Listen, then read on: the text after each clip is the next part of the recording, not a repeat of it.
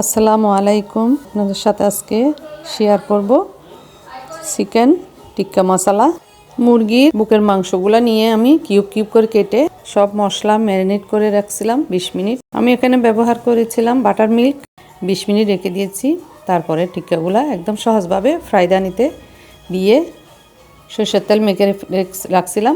ফ্রাইদানিতে দিয়ে smoky flavour দিচ্ছিলাম। তো মাংসগুলা হয়ে উঠছে। তারপর আমি স্মোকি ফ্লেভারটা চুলায় এক পাশে রাখছি।